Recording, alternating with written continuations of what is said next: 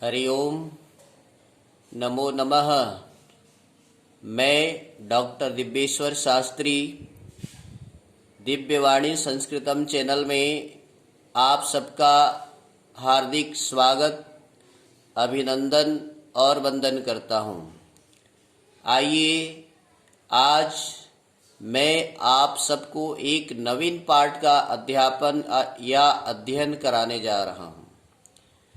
Net, set, JRF जो UGC द्वारा आयोजित परीक्षाएं हैं, उन कंपटीशन परीक्षाओं में से आज मैं एक महत्वपूर्ण विषय जिसे रामायण कहते हैं, रामायण से संबंधित जो यूजीसी नेट परीक्षा में, सेट परीक्षा में, जेआरएफ परीक्षा में आता है, उसके बारे में मैं आज आपको बताने जा रहा हूँ। रामायण का संक्षिप्त परिचय के साथ जो उसके उपाख्यान हैं और उसके कथानक हैं, उसकी विशेषताएं हैं, आप जानना चाहते हैं तो आइए दिव्यवाणी संस्कृतम चैनल को लाइक कीजिए, सब्सक्राइब कीजिए और जानिए दोस्तों नई नई जानकारी। रामायण से संबंधित आज बहुत ही महत्वपूर्ण प्रश्नों को मैं आपके सामने लेके आया हूँ। सबसे पहले जानते हैं रामायण को आदि काव्य कहा जाता है। रामायण के अंतर्गत में चतुर्विंशति सहस्री संहिता 24,000 श्लोक होने के कारण से इसको चतुर्विंशति सहस्री संहिता कहते हैं। हाँ दोस्तों, ध्यान दें, गायत्री मंत्र को आधार मान करके रामायण में 24,000 श्लोक हैं, जिसके चलते रामायण को चतुर्विंशति सहस्री संहिता कहते हैं। और रामायण जो है कांडों में विभक्त है। तो कौन कौन से कांड हैं पहले जानते हैं, आइए, है ना। रामायण प्रायशः 7 कांडों में विभक्त है। पहला है बाल कांड, दूसरा है अयोध्या कांड, तीसरा है अरण्य कांड, चौथा है किष्किंधा कांड, पांचवा है सुंदर कांड और छठवां है युद्ध कांड और सातवां है उत्तर कांड, जिसपे लव कुश रामायण का जो है ना वर्णन आता है। वैसे तो रामायण बहुत प्रकार से है, बहुत सी भाषाओं में अनुदित है, किंतु महर्षि वाल्मीकि द्वारा विरचित आदि कवि वाल्मीकि जो कवि कोकिल कहे जाते हैं, इनके द्वारा रचित संस्कृत रामायण प्रमाणित होता है। उन्होंने इन 7 कांडों को संस्कृत भाषा में उल्लेख किया है, जो कि मैंने बताया, बाल कांड, अयोध्या कांड, अरण्य कांड, किष्किंधा कांड, सुंदर कांड, युद्ध कांड, उत्तर कांड। ये 7 कांड है जो कि बड़े ही महत्वपूर्ण हैं। वैसे गांव ग्राम में सुंदर कांड को बड़ा महत्व दिया जाता है। आप यूजीसी नेट, सेट, जेआरएफ की तैयारी कर रहे हैं, इसकी विशेषताओं को जाने, यही मेरा आज की पाठ का लक्ष्य है, रामायण की विशेषताओं को बताने का। कई विद्वान लोग, कई आचार्य लोग इसके रचना काल के बारे में विभिन्न प्रकार के मत बताते हैं।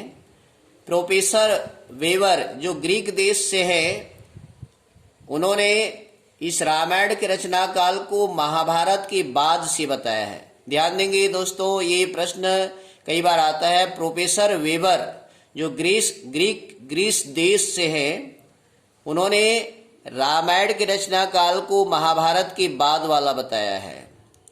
एक है भंडारकर, उन्होंने महर्षि पाणिनि जो व्याकरण शास्त्र के महान विद्वान हैं, उसके पश्चात रामायण की रचना बताया है।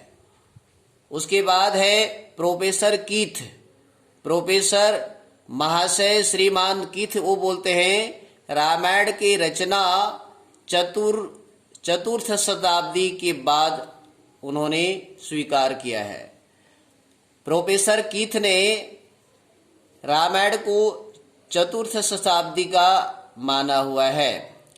और श्रीमान जय कोबी के मतानुसार रामायण का समय छठवीं शताब्दी उन्होंने स्वीकार किया है।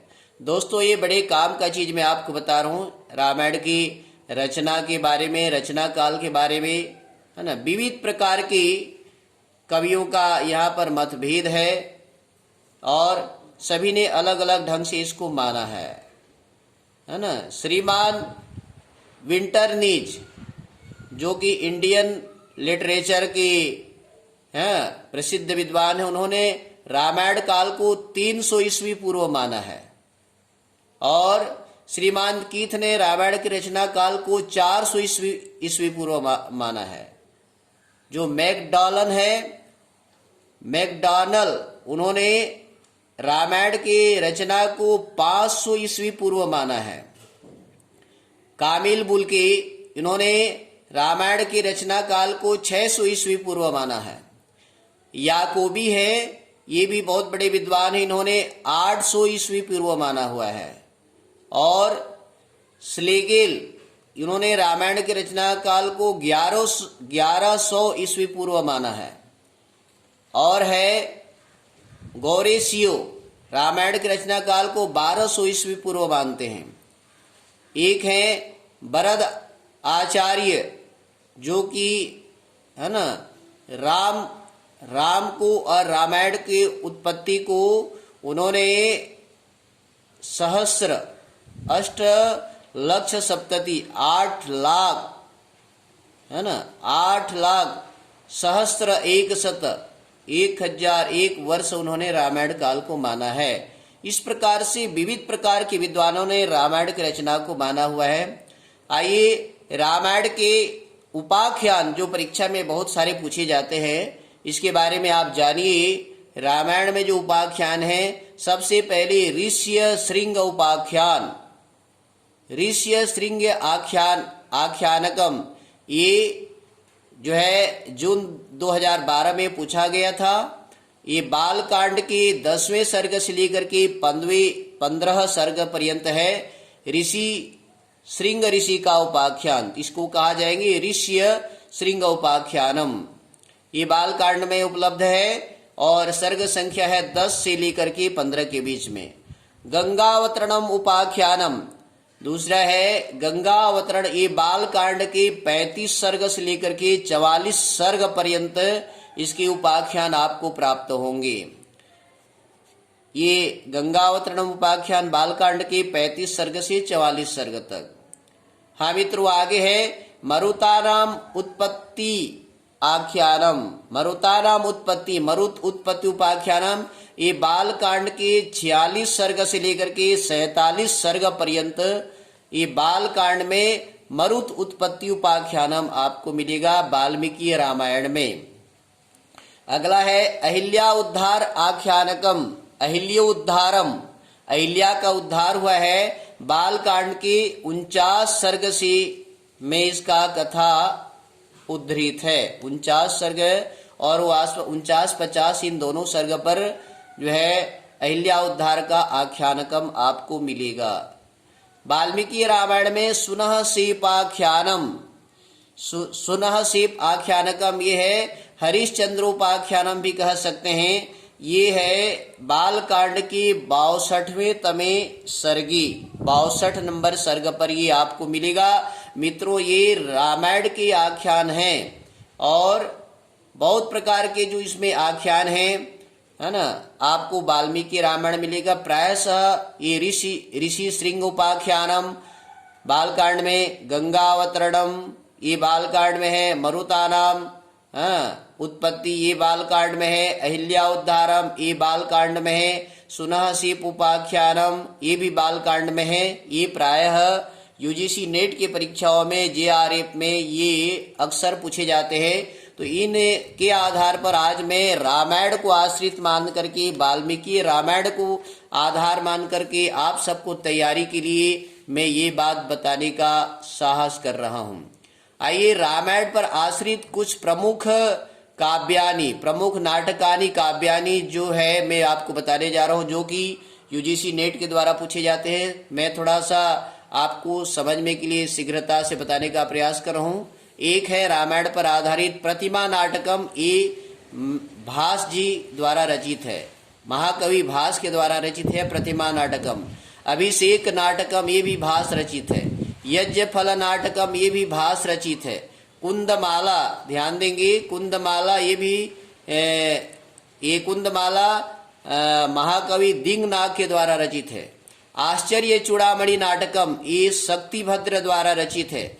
महावीर चरितम, ये भवभूति द्वारा रचित है। उत्तर रामचरितम, ये महाकवि भवभूति द्वारा रचित है। अनर्घ राघवम, ये नाटक है, ये मुरारी जी के द्वारा रचित है। बाल रामायणम, ये राजशेखर के द्वारा रचित है। महानाटकम, ये है ना, यहाँ पर राजशेखर के द्वारा रचित है। प्रसन्न राघवम, यह जयदेव जी के द्वारा रचित है। उन्मत्त राघवम, ये नाटक ये भास्कराचार्य के द्वारा, भास्कर जी के द्वारा रचित है। उन्मत्त राघव नाटकम एक विरूपाक्ष नाम के महाकवि हैं, इन्होंने भी इसका रचना किया है। आनंद राघवम, ये राम चूड़ामणि दीक्षित जी इसकी रचना किए हैं। अद्भुत दर्पण नाटकम, ये महादेव नाम के महाकवि जी है, इसको रचना की है। रघुवंश महाकाव्यम, ये कालिदास जी के द्वारा रचित है। सेतुबंध महाकाव्यम, ये प्रवर सेन जी के द्वारा रचित है। जानकी हरणम महाकाव्यम, यह कुमारदास जी के द्वारा रचित है। रावणवध महाकाव्यम, यह भट्टी काव्य, रावणवध महाकाव्य रामायण पर आधारित है और ये ध्यान देंगे ये महाकवि भट्टी के द्वारा रचित है। रामचरित महाकाव्यम, ये अभिनंद जी के द्वारा रचित है। रामायण मंजरी काव्यम क्षेमेंद्र जी के द्वारा रचित है। रामपाल चरित काव्यम, ये संध्याकर नंदी जी के द्वारा रचित है। रघुनाथ चरित काव्यम, ये वामन भट्ट बाण है ना, इसको रघुनाथ चरित काव्यम कहेंगे। रामायण चंपू है महाकवि भोजराज के द्वारा। उत्तर चंपू है वेंकटाध्वरी, उत्तर चंपू। इस प्रकार से रामायण पर आधारित ये जो है रामायण पर आश्रित कहना चाहिए, रामायण को आश्रय मान करके ये काव्य और नाटक रचे गए हैं। आप शीघ्रता से सुने और जाने और नेट सेट जीआरएफ में खूब तैयारी करें।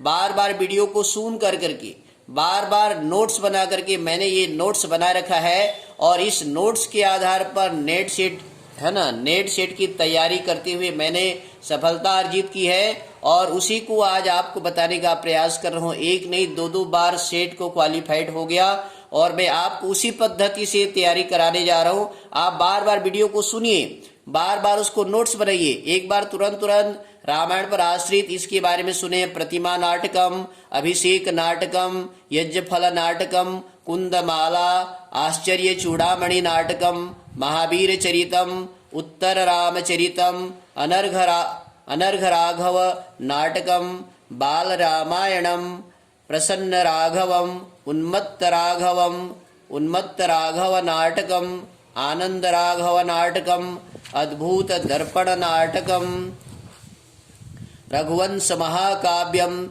सेतुबंध महाकाव्यम, जानकी हरण महाकाव्यम, रावणवध महाकाव्यम, रामचरित महाकाव्यम, रामायण मंजरी काव्यम, रामपाल चरित काव्यम, रघुनाथ चरित काव्यम, रामायण चंपू काव्यम, उत्तर चंपू। इस प्रकार से रामायण पर आश्रित ये आख्यानकानि, काव्यानि, नाटकानि मैंने बताने का प्रयास किया है। मित्रों, नेट सेट जेआरएफ की तैयारी करने वाले छात्र छात्राओं से मेरा निवेदन है, रामायण पर आश्रित इस वीडियो को दिव्यवाणी संस्कृतम के माध्यम से आप बार बार सुने, तैयारी करें, जाने और पूरी तरह से आप जो है ना इस पर जो है ना एक भी अंक न कटे ऐसा तैयारी करें। उसके लिए आप दिव्यवाणी संस्कृतम को जो है लाइक करें,